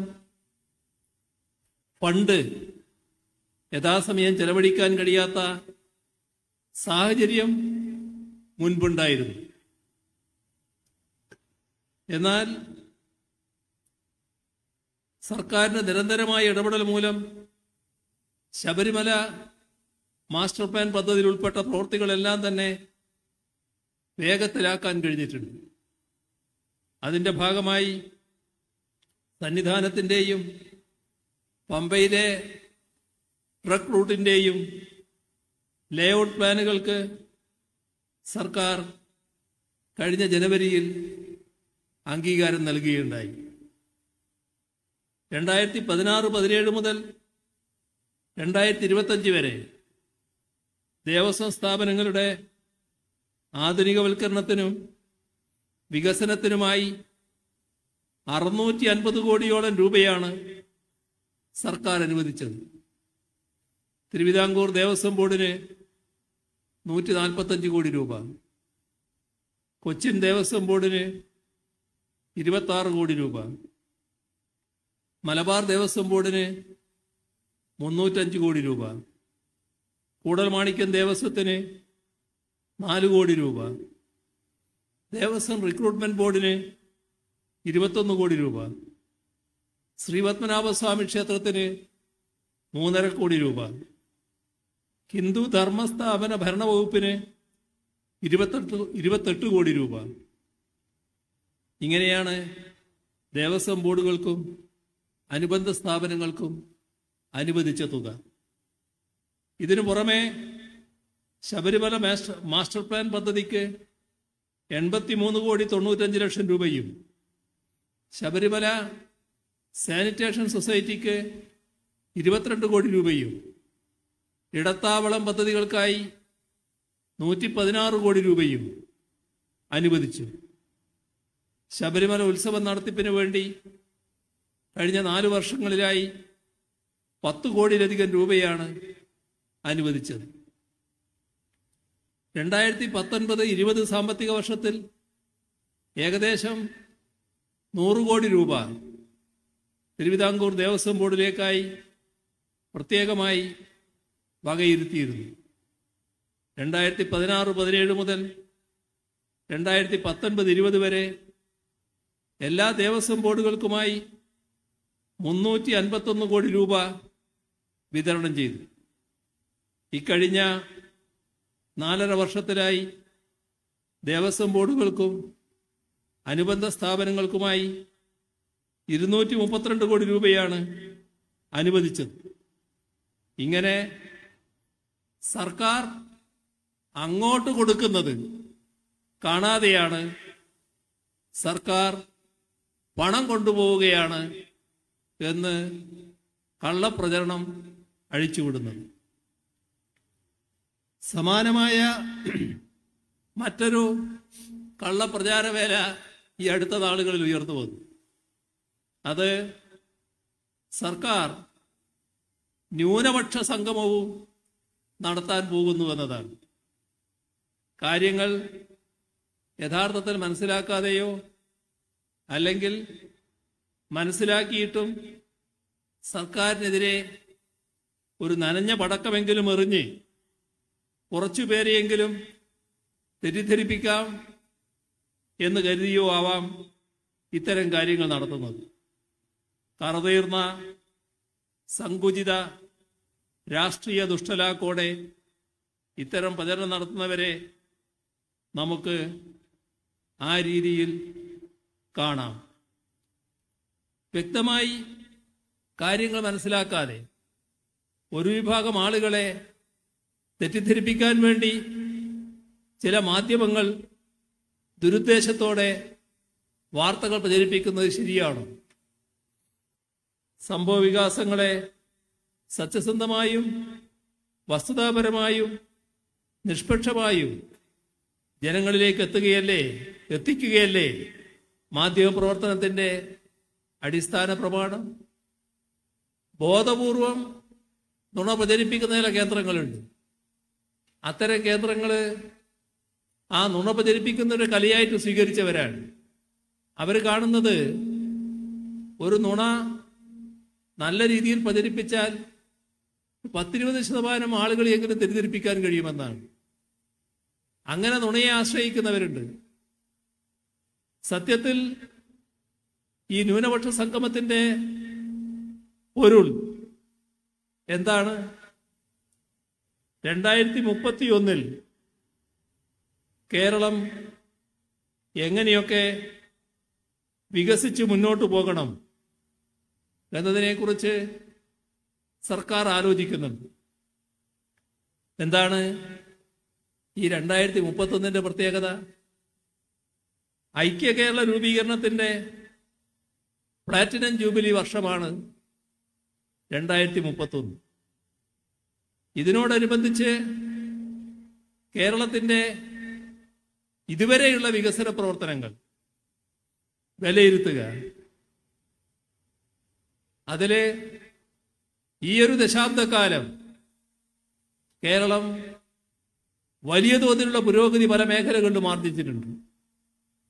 അതിൻ്റെ അടിസ്ഥാനത്തിൽ ഭാവി പ്രവർത്തനത്തിൽ എന്തെല്ലാം കാര്യങ്ങൾ ചെയ്യണം, എങ്ങനെ ഭാവി പ്രവർത്തനങ്ങൾ സംഘടിപ്പിക്കണം, അതിനെക്കുറിച്ച് ആലോചിക്കുന്നതിനായി ഒക്ടോബർ മാസത്തിൽ കേരളത്തിലെ വിവിധ വകുപ്പുകളുടെ ആഭിമുഖ്യത്തിൽ 33 സെമിനാറുകൾ നടത്തുന്നുണ്ട്.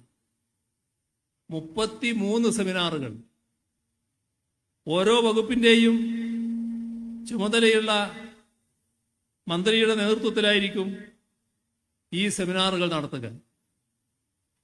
ഇപ്പോൾ സെമിനാറുകൾ കുറ്റമറ്റ രീതിയിൽ സംഘടിപ്പിക്കുന്നതിനും ഏകോപിപ്പിക്കുന്നതിനും 18 മാർഗനിർദ്ദേശങ്ങൾ സർക്കാർ പുറപ്പെടുവിച്ചിട്ടുണ്ട്. ഈ 33 സെമിനാറുകൾക്കും തുല്യ പ്രാധാന്യമാണുള്ളത്. അങ്ങനെയുള്ള 33 സെമിനാറുകളിൽ ഒന്ന് മാത്രമാണ് ന്യൂനപക്ഷ വകുപ്പിന്റെ ആഭിമുഖ്യത്തിൽ സംഘടിപ്പിക്കുന്നത്. കാരണം അതും ഒരു വകുപ്പാണ്. ആ വകുപ്പിന്റെ നേതൃത്വത്തിൽ എന്തെല്ലാം കാര്യങ്ങൾ ചെയ്തു എന്നത് വിലയിരുത്തേണ്ടതുണ്ട്. പക്ഷേ ഈ 33-ൽ അതുമാത്രം അറുത്തിയെടുത്ത് തീർത്തും വസ്തുതാവിരുദ്ധമായി പ്രചാരണം നടത്തി ജനങ്ങളെ തെറ്റിദ്ധരിപ്പിക്കാനാകുമോ എന്നതാണ് ഒരു കൂട്ടർ ശ്രമിച്ചത്. ഇതിനെയൊക്കെ ഉദ്ദേശിച്ചാണ് പണ്ടുള്ളവര് ക്ഷീരമുള്ള രകിട്ടിൻ്റെ കൊട്ടിലും ചോര തന്നെ കൊതുകിൻ്റെ കൗതുകം എന്ന് പറഞ്ഞത്. ഇനി ചിലർ പ്രചരിപ്പിക്കുന്നത് പോലെ ഈ അയ്യപ്പ സംഗമം പെട്ടെന്നൊരു സുപ്രഭാതത്തിൽ തീരുമാനിച്ചതല്ല. വർഷങ്ങൾ നീണ്ട ആലോചനകൾക്കും ചർച്ചകൾക്കും ശേഷമാണ് ഇത്തരമൊരു പരിപാടിയിലേക്ക് എത്തിയത്. നേരത്തെ സ്വാഗത പ്രസംഗത്തിൽ ദേവസ്വം ബോർഡ് പ്രസിഡന്റ് അത് എടുത്തു പറയുകയുണ്ടായി. മലേഷ്യ, സിംഗപ്പൂർ തുടങ്ങിയ രാജ്യങ്ങളിൽ നിന്നുള്ള പലരും ഇങ്ങോട്ട് വിളിച്ച് ശബരിമലയെ ആഗോളതലത്തിൽ ശ്രദ്ധേയമാക്കേണ്ടതിനെ പറ്റി സംസാരിക്കാറുണ്ട്. ഇരുമുടിക്കെട്ടുമായി വിമാനത്തിൽ വരുമ്പോഴുണ്ടാകുന്ന ബുദ്ധിമുട്ടുകൾ പരിഹരിക്കാൻ ഇടപെടണമെന്ന് ആവശ്യപ്പെടാറുണ്ട്. പ്രശ്നപരിഹാരത്തിന് യോഗം വിളിക്കണമെന്ന് ആവശ്യപ്പെട്ടിട്ടുണ്ട്. അവിടെയാണ് സത്യത്തിൽ ആഗോള അയ്യപ്പ സംഗമത്തെക്കുറിച്ചുള്ള ചിന്തകളുടെ തുടക്കം.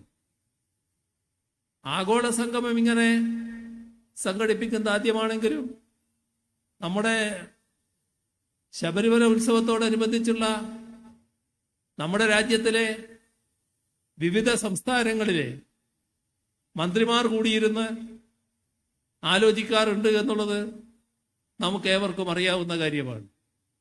അത് ശബരിമലയുടെ ഉത്സവ രീതികൾ കുറ്റമറ്റ രീതിയിൽ നടത്തുന്നതിനുള്ള ഏകോപനമുണ്ടാക്കുന്നതിനാണ് വിവിധ സംസ്ഥാനങ്ങളിലെ മന്ത്രിമാരും ഉദ്യോഗസ്ഥരുമടക്കം ഒത്തുചേരാറുള്ളത് എന്നതും നാം ഓർക്കേണ്ടതാണ്. ഇവിടെ ശാസ്ത്രീയമായ ഒരു മാസ്റ്റർ പ്ലാനാണ് തയ്യാറാക്കിയിട്ടുള്ളത്. ശബരി റെയിൽപാത, റോപ്പ് വേ, വിമാനത്താവളം, ഇതെല്ലാം ഇവിടെ യാഥാർത്ഥ്യമാകാൻ പോവുകയാണ്. നാം കാണേണ്ട ഒരു വസ്തുത, ശബരി റെയിൽപാതയുടെ കാര്യത്തിൽ അടുത്ത ദിവസം ഒരു പച്ച നുണ വലിയ തോതിൽ പ്രചരിപ്പിക്കാനൊരു ശ്രമം നടന്നല്ലോ. ശബരി റെയിൽപാതയുടെ പ്രാധാന്യം മനസ്സിലാക്കിക്കൊണ്ടുള്ള ഇടപെടലാണ് സംസ്ഥാന സർക്കാർ നടത്തിയത്. സാധാരണ റെയിൽപാതകൾ നിർമ്മിക്കുന്നത് കേന്ദ്ര ഗവൺമെന്റ് ചെലവിലാണ്. കേന്ദ്ര ഗവൺമെന്റാണ് ആ ചെലവ് മുഴുവൻ വഹിക്കേണ്ടത്. നമ്മുടെ സംസ്ഥാനങ്ങൾക്കുള്ള വരുമാനത്തിൽ തന്നെ വലിയ കുറവ് വരുന്നൊരു കാലമാണിത്. ആ കുറവിന് പുറമെ പ്രത്യേക മനോഭാവത്തോടെ ചില സംസ്ഥാനങ്ങളെ സമീപിക്കുന്നതിൻ്റെ ഭാഗമായി വരുന്ന കുറവ് വേറെയുമുണ്ട്. ഇപ്പോ അടുത്ത കാലത്ത് GST-യിൽ ഏകപക്ഷീയമായി വരുത്തിയ പരിഷ്കരണം ഈ കുറഞ്ഞു നിൽക്കുന്ന വരുമാനത്തിൽ പിന്നെയും കുറവുണ്ടാക്കുകയാണ്. ഇതെല്ലാമാണെങ്കിലും ശബരി റെയിൽ സംസ്ഥാനത്തിൻ്റെ ഏറ്റവും പ്രധാനപ്പെട്ട ഒരു ആവശ്യമെന്ന് കണ്ടുകൊണ്ട് തന്നെയാണ് സംസ്ഥാന സർക്കാർ നിലപാടെടുത്തത്. അതുകൊണ്ടാണ് പൂർണ്ണമായും ചെലവ് വഹിക്കേണ്ടത് കേന്ദ്ര ഗവൺമെന്റ് ആണെങ്കിലും ഞങ്ങൾ പകുതി ചെലവ് വഹിക്കാൻ സന്നദ്ധമാണ് എന്ന നിലപാട് സംസ്ഥാനം സ്വീകരിച്ചത്. അതിന് ചെലവെത്ര നമ്മൾ വഹിച്ചാലും അനുമതിയും നടപ്പാക്കലും ഉണ്ടാകേണ്ടത് കേന്ദ്ര ഗവൺമെന്റിൽ നിന്നാണ്. കാലതാമസം വരുന്നു. പലവട്ടം ചർച്ച ചെയ്തു. ഏറ്റവും ഒടുവിലുള്ള ചർച്ചയിലും ഈ പറയുന്ന 50% വഹിക്കാൻ സർക്കാർ സന്നദ്ധമാണെന്ന് അറിയിച്ചു. അതിലെ ഒരു മാറ്റവും സർക്കാർ വരുത്തിയില്ല. ഇവിടെ തീർത്തും തെറ്റായൊരു കാര്യം ബോധപൂർവം പ്രചരിപ്പിക്കാനുള്ള ശ്രമമാണ് നടന്നത്. എവിടുന്ന് കിട്ടിയ വിവരാണത്? ചർച്ച നടത്തിയത് കേന്ദ്ര റെയിൽവേ മന്ത്രിയുമായി ഞങ്ങൾ നേരിട്ടാണ്. മുഖ്യമന്ത്രി എന്ന നിലക്ക് ഞാനുണ്ട്, റെയിൽവേ മിനിസ്റ്ററുമുണ്ട്. ഞങ്ങൾ പറഞ്ഞതിനപ്പുറം ഈ കേരളത്തിലെ ഈ ഘട്ടത്തിൽ ആര് പറഞ്ഞ വിവരമാണ് ഈ വാർത്തക്ക് അടിസ്ഥാനം? ഒരടിസ്ഥാനവുമില്ലാത്ത വാർത്ത പച്ച നുണയായി പ്രചരിപ്പിക്കുകയാണ്. അതാണ് നാം കാണേണ്ട ഒരു കാര്യം. ഇപ്പോഴും ഞങ്ങൾ അവിടെ തന്നെ നിൽക്കുന്നു. പകുതി പണം വഹിക്കാൻ സർക്കാർ തയ്യാറാണ്. ചെലവിന്റെ പകുതി അവിടെ തന്നെയാണ് നിൽക്കുന്നത്. പക്ഷേ പദ്ധതി സംസ്ഥാന സർക്കാർ നടപ്പാക്കാൻ കഴിയില്ല. കേന്ദ്ര ഗവൺമെന്റാണ് ചെയ്യേണ്ടത്. കേന്ദ്ര ഗവൺമെന്റ് അതിന് തടസ്സം പറഞ്ഞിട്ടില്ല. അത് നടപ്പാക്കുമെന്ന് തന്നെയാണ് പ്രതീക്ഷിക്കുന്നത്. അതേപോലെ തന്നെ വിമാനത്താവളത്തിന്റെ കാര്യം. വിമാനത്താവളം നമ്മുടെ ശബരിമലയുടെ പ്രത്യേകത അനുസരിച്ച് രാജ്യത്തിന്റെ പല ഭാഗങ്ങളിൽ നിന്നും ലോകത്തിന്റെ പല ഭാഗങ്ങളിൽ നിന്നും തീർത്ഥാടകർ വരികയാണ്. അവരുടെ സൗകര്യം മുൻനിർത്തിയാണ് നടപടികൾ സ്വീകരിച്ചിട്ടുള്ളത്. ഈ ഡിസംബർ മാസത്തോടെ എല്ലാ അനുമതികളും ലഭ്യമാകുമെന്ന് തന്നെയാണ് ഉറപ്പായും കരുതുന്നത്. ഇതേവരെ മറ്റ് തടസ്സങ്ങളൊന്നും അതിനുണ്ടായിട്ടില്ല. കേന്ദ്ര ഗവൺമെന്റും നല്ല സഹകരണത്തിൽ തന്നെയാണ് പോകുന്നത്.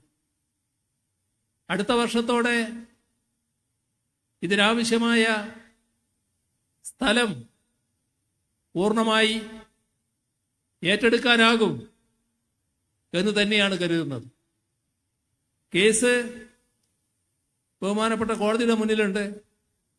എങ്കിലും മറ്റ് തടസ്സങ്ങൾ വരില്ല എന്ന ശുഭപ്രതീക്ഷ തന്നെയാണ് സംസ്ഥാന സർക്കാരിനുള്ളത്. 2026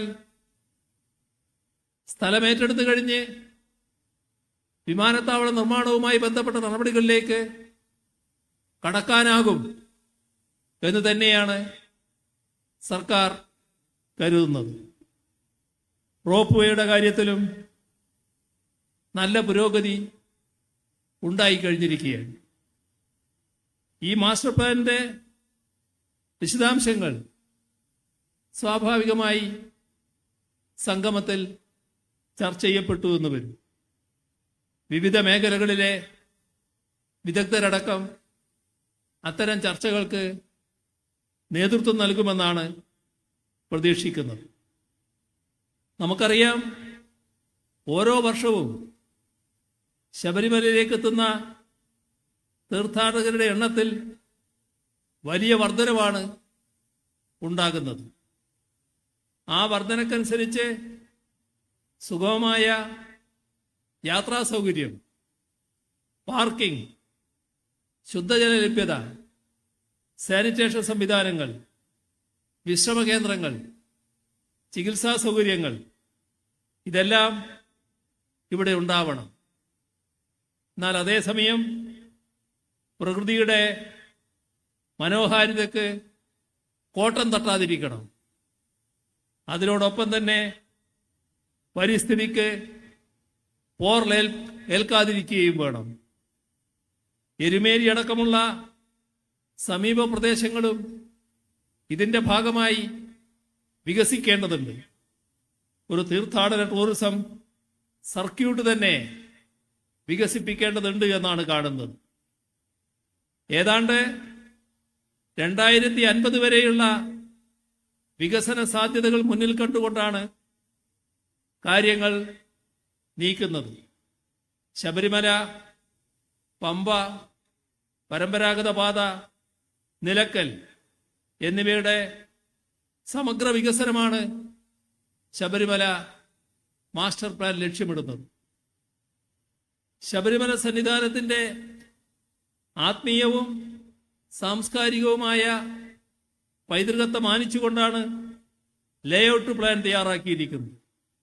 അതോടൊപ്പം സുരക്ഷയും സൗന്ദര്യാത്മക മെച്ചപ്പെടുത്തലുകളും ലേഔട്ട് പ്ലാൻ ഉറപ്പാക്കുന്നുണ്ട്. കേരളത്തിന്റെ പരമ്പരാഗത വാസ്തുവിദ്യാശൈലിക്ക് അനുസൃതമായ മാർഗനിർദ്ദേശങ്ങളും സവിശേഷതകളും ലേഔട്ട് പ്ലാൻ മുന്നോട്ട് വെക്കുന്നുമുണ്ട്. ശബരിമല സന്നിധാനത്തിന്റെ വികസനത്തിനായി 2022-2027 വരെയുള്ള ആദ്യഘട്ടത്തിന് 600,47 ലക്ഷം രൂപയും 2028-2033 വരെയുള്ള രണ്ടാം ഘട്ട വികസനത്തിന് 100,02 ലക്ഷം രൂപയും 2034-2039 വരെയുള്ള മൂന്നാം ഘട്ടത്തിന് 77,68 ലക്ഷം രൂപയും ഉൾപ്പെടെ ആകെ 718,17 ലക്ഷം രൂപയാണ് ലേഔട്ട് പ്ലാൻ പ്രകാരം ചെലവ് കണക്കാക്കിയിരിക്കുന്നത്. ശബരിമല തീർത്ഥാടനത്തിലുള്ള ഒരു ട്രാൻസിറ്റ് ക്യാമ്പായിട്ടാണ് പമ്പയെ ലേഔട്ട് പ്ലാനിൽ വിഭാവനം ചെയ്തിരിക്കുന്നത്. തീർത്ഥാടകർക്ക് സന്നിധാനത്തേക്ക് കയറുന്നതിനും സന്നിധാനത്ത് നിന്ന് തിരിച്ചിറങ്ങുന്നതിനും ഒരു പ്രത്യേക സർക്കുലേഷൻ റൂട്ട് പിന്തുടരുന്നുവെന്ന് ഉറപ്പാക്കി അതുവഴി ഭാവിയിൽ ഉണ്ടായേക്കാവുന്ന തിരക്ക് ഒഴിവാക്കുവാൻ ഉതകുന്ന രീതിയാണ് അവലംബിച്ചിരിക്കുന്നത്. ലേഔട്ട് പ്ലാൻ പ്രകാരം പമ്പയുടെ വികസനത്തിനായി 2022-2027 വരെയുള്ള ആദ്യഘട്ടത്തിന് 184,75 ലക്ഷം രൂപ, 2028-2033 വരെയുള്ള രണ്ടാം ഘട്ടത്തിന് 22,73 ലക്ഷം രൂപ, അങ്ങനെ ആകെ 207,48 ലക്ഷം രൂപ.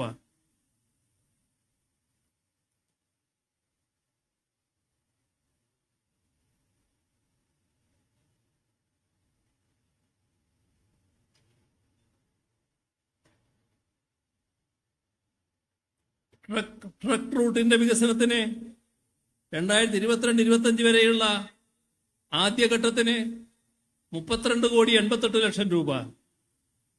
2024-26 വരെയുള്ള രണ്ടാം ഘട്ടത്തിന് 15,09,00,000 രൂപ. അങ്ങനെ ആകെ 47,97,00,000 രൂപയുമാണ് ഉൾക്കൊള്ളിച്ചിരിക്കുന്നത്. സന്നിധാനം, പമ്പ, ട്രക്ക് റൂട്ട് എന്നിവയുടെ വികസനത്തിനായി ലേഔട്ട് പ്ലാനുകൾ പ്രകാരം ആകെ ചെലവ് കണക്കാക്കിയിരിക്കുന്നത് 1,033,62,00,000 രൂപയാണ്. ശബരിമല മാസ്റ്റർ പ്ലാൻ ഉൾപ്പെടുത്തി 2025-2030 കാലയളവിൽ 314,96,00,000 രൂപയുടെ പദ്ധതികളാണ് ശബരിമല തീർത്ഥാടകർക്കുള്ള സൗകര്യങ്ങൾ വർദ്ധിപ്പിക്കുന്നതിന് വേണ്ടി ആവിഷ്കരിച്ചിട്ടുള്ളത്. പമ്പ ഗണപതി ക്ഷേത്രം മുതൽ പമ്പ ഹിൽ ടോപ്പ് വരെ പമ്പാ നദിക്ക് കുറുകെ നിർമ്മിക്കുന്ന സുരക്ഷാ പാലം, നിലക്കൽ ഇടത്താളത്തിലെ കോർ ഏറിയയുടെ വികസനം, കുന്നാറിൽ നിന്നും ശബരിമല സന്നിധാനത്തിലേക്കുള്ള കുടിവെള്ള പൈപ്പ് ലൈൻ സ്ഥാപിക്കൽ, നിലക്കൽ ഇടത്താവളത്തിലെ റോഡുകളുടെയും അനുബന്ധ പാലങ്ങളുടെയും നിർമ്മാണം, ശബരിമല സന്നിധാനത്തെ തീർത്ഥാടക സൗകര്യ കേന്ദ്രം, തന്ത്രിമഠം, പ്രസാദ നിർമ്മാണ വിതരണ സമുച്ചയം ഇവയുടെ നിർമ്മാണം, ശബരിമല സന്നിധാനത്ത് അഗ്നിശമന സംവിധാനങ്ങൾ ഏർപ്പെടുന്ന പ്രവൃത്തി, കൂടാതെ ശബരിമല സന്നിധാനത്തെ തീർത്ഥാടക നിർഗമന പാലം, നിലക്കൽ ഇടത്താളങ്ങളുടെ ജലസ്രോതസ്സുകളുടെ സംരക്ഷണവും പരിപാലനവും, ഇവക്കെല്ലാം വിശദമായ പദ്ധതി രേഖ തയ്യാറാക്കുന്നതിനുള്ള നടപടികളും സ്വീകരിച്ചു വരികയാണ്. ഇത്തരം കാര്യങ്ങളെപ്പറ്റി ഒരു തുറന്ന ചർച്ച നടത്തുന്നതിൽ ശബരിമലയുടെ വികസനം ആഗ്രഹിക്കുന്നവർ എതിർപ്പ് പ്രകടിപ്പിക്കേണ്ട വല്ല കാര്യവുമുണ്ടോ? അപ്പോൾ എതിർക്കുന്നവരുടെ ഉള്ളിലിരിപ്പ് എന്താണെന്ന് ഊഹിക്കാവുന്നതേയുള്ളൂ. എല്ലാവരുടെയും അഭിപ്രായങ്ങൾ കേട്ട് എല്ലാവരെയും ഉൾക്കൊണ്ട് അവരെയെല്ലാം ചേർത്ത് പിടിച്ചുമാണ് നമ്മൾ ശബരിമലയുടെ വികസനം ഉറപ്പാക്കാൻ ഉദ്ദേശിക്കുന്നത്. ഈ കാഴ്ചപ്പാടിന്റെ അടിസ്ഥാനത്തിലാണ് ഈ അയ്യപ്പ സംഗമം നടത്തുന്നത്. ഈ അയ്യപ്പ സംഗമത്തിന് എല്ലാ വിജയങ്ങളും ആശംസിച്ചുകൊണ്ട് മറ്റ് കൂടുതൽ കാര്യങ്ങളിലേക്ക് കടക്കാതെ നിറഞ്ഞ സന്തോഷത്തോടെ ഇതിന്റെ ഔപചാരികമായ ഉദ്ഘാടനം നിർവഹിച്ചതായി അറിയിച്ചുകൊണ്ട് അവസാനിപ്പിക്കുന്നു. നിങ്ങൾക്ക് എന്റെ സ്നേഹാഭിവാദനങ്ങൾ.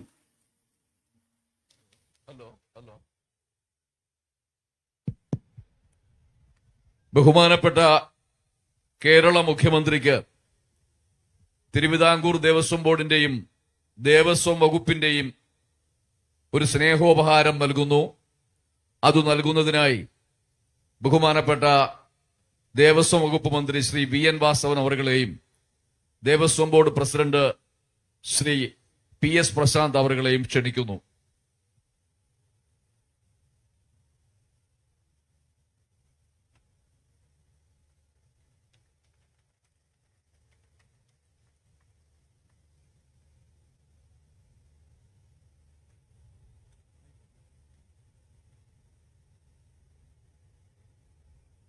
അധ്യക്ഷ പ്രസംഗത്തിനായി ബഹുമാനപ്പെട്ട തുറമുഖം, സഹകരണം, ദേവസ്വം വകുപ്പ് മന്ത്രി ശ്രീ VN വാസവൻ അവരുകളെ ക്ഷണിക്കുന്നു.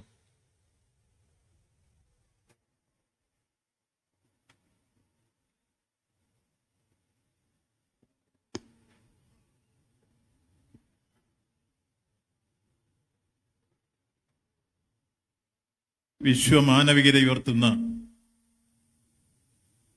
ഈ മഹാസംഗമം ഔപചാരികമായി ഉദ്ഘാടനം ചെയ്ത കേരളത്തിന്റെ സമാരാധ്യനായ മുഖ്യമന്ത്രി ശ്രീ പിണറായി വിജയൻ അവറുകൾ,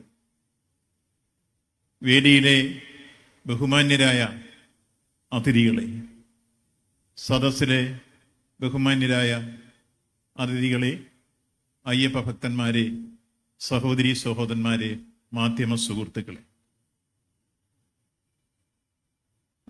once again I delightfully welcome all participants on behalf of the reception committee. ആദ്യമായി ബഹുമാനായ ഉത്തർപ്രദേശ് മുഖ്യമന്ത്രിയുടെ ഒരു സന്ദേശമാണ് നിങ്ങളുടെ മുമ്പിൽ എനിക്ക് അവതരിപ്പിക്കാൻ. Dear Shri V.N. Vasavanji, I am thankful for the invitation of attending Agola Ayyappa Sangamam on 20th September 2025 at Pamba in commemoration of the Platinum Jubilee of the Travancore Devasam Board. Lord Ayyappa is the divine protector of Dharma. His worship illuminates the path of righteous living and inspires the devotees of promote and preserve sattvic values for strengthening harmony, inclusivity and unity. It is necessary to spread ancient Indian wisdom and traditions. In this perspective, Agola Ayyappa Sangamam assumes much significance. Hope that this conclave would be successful in achieving its objectives. With regards, Yogi Adityanath. ഇത് ബഹുമാനപ്പെട്ട ഉത്തർപ്രദേശ് മുഖ്യമന്ത്രിയുടെ മെസ്സേജാണ്. മറ്റൊരു message ബഹുമാന്യനായ തമിഴ്നാട് മുഖ്യമന്ത്രി Shri M.K. സ്റ്റാലിൻ്റെതാണ്. Dear തിരു പിണറായി വിജയൻ അവർകൾ വണക്കം. I thank you for extending the invitation of the Loga Ayyappa Sangamam on 20th September 2025, marking the Platinum Jubilee of the Travancore Devasam Board. Due to prior commitments, I am not in a position to attend the above event. However, I am deputing Thiru P.K. Shekhar Babu, Honorable Minister for Hindu Religious and Charitable Endowments, and Dr. Palanivel Tyagarajan, Honorable Minister for Information Technology and Digital Service, to attend the event. My hearty wishes for the event to be a grand success. With warm regards, M.K. Stalin.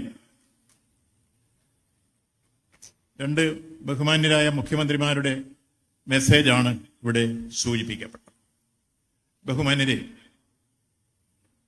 Ayyappa സംഗമം എന്തിന് എന്നതിന്റെ ഉള്ളടക്കത്തോടുകൂടി ബഹുമാനപ്പെട്ട മുഖ്യമന്ത്രി ഈ വിഷയങ്ങളെ സംബന്ധിച്ച് വളരെ ആധികാരികമായും അതോടൊപ്പം സവിസ്തരവും പ്രതിപാദിച്ചു കഴിഞ്ഞിരിക്കും.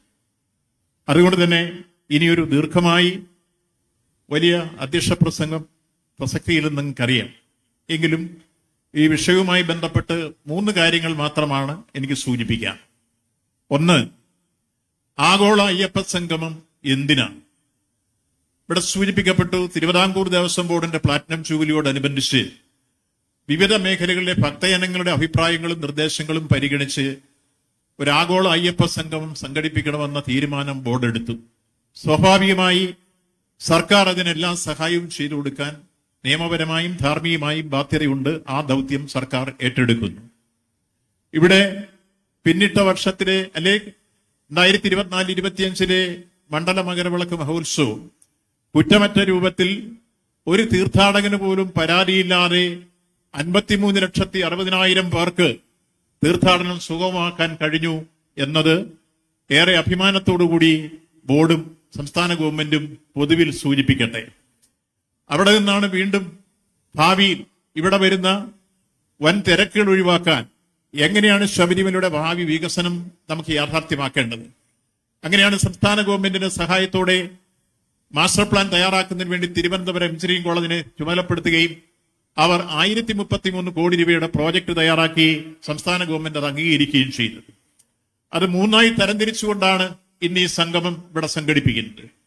അതിലൊന്ന്, ഈ മാസ്റ്റർ പ്ലാനുമായി ബന്ധപ്പെട്ട വിഷയവും അതിന്റെ നടത്തിപ്പുമായി ബന്ധപ്പെട്ട് ഭക്തർക്ക് നിർദ്ദേശിക്കാനുള്ള ക്രിയാത്മക നിർദ്ദേശങ്ങളും സ്വീകരിച്ചുകൊണ്ട് അടിസ്ഥാന സൗകര്യ വികസനങ്ങൾ ഉൾപ്പെടെ യാഥാർത്ഥ്യമാക്കുന്നതാണ് അതിൽ ഒന്നാമത്തെ സെഷൻ. അത് നയിക്കുന്നതും അതിന്റെ മോഡറേറ്ററായും ബഹുമാനായ മുൻ ചീഫ് സെക്രട്ടറിയും മലയാളം സർവകലാശാലയുടെ മുൻ ചെയർമാനുമായ കേരളത്തിന്റെ അറിയപ്പെടുന്ന സാംസ്കാരിക നായകൻ കൂടിയായ ശ്രീ കെ ജയകുമാർ IAS അവറുകളാണ്. അതിന് സഹായിക്കുന്നതിന് വേണ്ടി പാനലിൽ നിരവധി പ്രമുഖരായിട്ടുള്ള വിദഗ്ധരും മറ്റു ഉദ്യോഗസ്ഥ പ്രമുഖരുമെല്ലാം ഉണ്ട് എന്ന കാര്യവും സൂചിപ്പിക്കുക.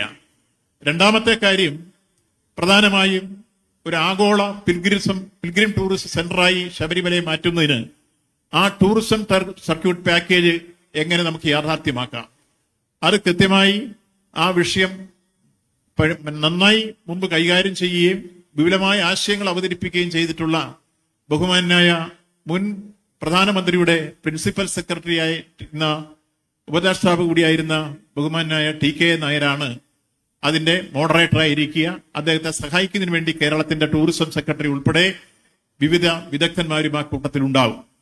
മൂന്നാമത്തെ സെഷൻ, എങ്ങനെ ക്രൗഡ് മാനേജ്മെന്റ് എങ്ങനെ നമുക്ക് പരിഹരിക്കാം എന്നുള്ളത് പ്രായോഗികമായി കേരളത്തിൽ നിയമസമാധാനം കൈകാര്യം ചെയ്ത അനുഭവ സമ്പത്തുള്ള DGP ആയിരുന്നു നിങ്ങൾക്കെല്ലാം ഡോക്ടർ ജേക്കബ് പുന്നൂസ്. അദ്ദേഹമായിരിക്കും അതിന്റെ മോഡറേറ്റർ. ADGP ഷീത്ത് അടക്കമുള്ള മറ്റ് ഉദ്യോഗസ്ഥന്മാരും അദ്ദേഹത്തെ സഹായിക്കാനുണ്ടാവും. ആ തരത്തിലാണ് ഈ 3 സെഷനുകൾ ഈ ആഗോള സംഗമത്തോടനുബന്ധിച്ച് ഇവിടെ ക്രമീകരിക്കപ്പെട്ടിട്ടുള്ളത്. സർവോപരി ശബരിമലയുടെ സന്ദേശം തത്വമസിയാണ്, അത് നീയാകുന്നു. ആ വലിയ രൂപത്തിലുള്ള സന്ദേശമുള്ള ഒരുപക്ഷെ ലോകത്തെ ഏറ്റവും സുപ്രധാനമായ ഒരാരാധനാ കേന്ദ്രം ശബരിമലയാണ്. ആ ശബരിമലയെ ആഗോള തീർത്ഥാടന കേന്ദ്രമാക്കി മാറ്റുക എന്നത് തന്നെയാണ് ആത്യന്തികമായി ഇതിന്റെ ലക്ഷ്യം. അതനുസരിച്ചുള്ള ചർച്ചകളും തീരുമാനങ്ങളും ഉണ്ടാവും. ഇവിടെ വന്നിരിക്കുന്ന ഭക്തജനങ്ങൾക്ക് അവരുടെ അഭിപ്രായങ്ങൾ എല്ലാവർക്കും വേദിയിൽ പ്രസന്റ് ചെയ്യാൻ അവസരം കിട്ടിയെന്ന് വരില്ല. അതേസമയത്ത് അവർക്ക് തന്നിട്ടുള്ള കിറ്റിനകത്തൊരു പേപ്പറുണ്ട്. ആ പേപ്പറിൽ ഒരു ചോദ്യാവലിയുണ്ട്. അത് കൃത്യമായി പൂരിപ്പിച്ച് അവർക്കുള്ള അഭിപ്രായം അവരവർ പങ്കെടുക്കുന്ന സെമിനാറിലെ കമ്മിറ്റിയെ ഏൽപ്പിച്ചു കഴിഞ്ഞാൽ അത് പിന്നീട് ഇന്നത്തെ ഈ സംഗമം മുന്നോട്ട് വയ്ക്കുന്ന ഒരു കമ്മിറ്റി തെരഞ്ഞെടുക്കും. ആ കമ്മിറ്റി അത് പരിശോധിച്ച് ഭാവിയിൽ അത് നടപ്പാക്കുന്നതുമായി ബന്ധപ്പെട്ട പ്രവർത്തനങ്ങൾക്ക് രൂപവും ഭാവവും നൽകും. ഇങ്ങനെ തുടർച്ചയായി ഈ സംഗമത്തിന്റെ സന്ദേശങ്ങൾ ഭാവിയിൽ ശബരിമലയുടെ വികസനവും ആഗോള തീർത്ഥാടന കേന്ദ്രമാക്കി മാറ്റുന്നതിന്റെ സന്ദേശവുമായി മുന്നോട്ട് പോവുക എന്നുള്ളതാണ് ഈ ആഗോള അയ്യപ്പ സംഗമത്തിന്റെ ആത്യന്തിക ലക്ഷ്യം. അതിനുവേണ്ടി ഞങ്ങൾ പരിശ്രമിച്ചപ്പോ വന്നെത്തിച്ചേർന്നത് 3000 പേരെ പങ്കെടുപ്പിച്ചുകൊണ്ടാണ് ഇത് നടപ്പാക്കാൻ ഉദ്ദേശിച്ചതെങ്കിൽ നമുക്ക് രജിസ്ട്രേഷനിൽ തന്നെ 5000-ഓളം ആളുകൾ വന്നു. എല്ലാവരെയും ഉൾക്കൊള്ളിക്കാൻ കഴിയാതെ വന്നതിൽ ഖേദിക്കുന്നു. അത് ഭാവിയിൽ ആ പോരായ്മകൾ പരിഹരിക്കും. 3500 പേരെ നമുക്ക് ലിമിറ്റ് ചെയ്യേണ്ടി വന്നിട്ടുണ്ട്. അത് അങ്ങനെ ലിമിറ്റ് ചെയ്യേണ്ടി വന്നത് ഇവിടെ ഒരുക്കുന്ന പന്തലും കസേരകളും അതുപോലെ ഭക്ഷണ ക്രമീകരണങ്ങളും എല്ലാം നിയന്ത്രിച്ചു പോകാൻ കഴിയേണ്ടതുള്ളത് കൊണ്ടാണ് അങ്ങനെ ലിമിറ്റ് ചെയ്യേണ്ടി വന്നത്. അതുകൊണ്ട് രാജ്യത്തിന്റെ നാനാഭാഗത്തുനിന്നും ലോകത്തിന്റെ വിവിധ രാജ്യങ്ങളിൽ വന്നെത്തിച്ചേർന്ന എല്ലാ പ്രതിനിധികളെയും ഒരിക്കൽ കൂടി ഹാർദമായി അഭിവാദ്യം ചെയ്തുകൊണ്ട് ഈ ആഗോള അയ്യപ്പ സംഗമം ഏറ്റവും വിജയകരമാക്കി തീർക്കാൻ വേണ്ടി സഹായിച്ച വന്നെത്തിച്ചേർന്ന എല്ലാവരെയും പ്രത്യേകമായി സംസ്ഥാന ഗവൺമെന്റിന് വേണ്ടി അതുപോലെ തന്നെ ഈ സംഘാടക സമിതിക്ക് വേണ്ടി പ്രത്യേകമായി അഭിവാദ്യം ചെയ്തുകൊണ്ട് ഞാൻ എന്റെ അധ്യക്ഷ പ്രസംഗം അവസാനിപ്പിക്കുന്നു. നന്ദി, നമസ്കാരം.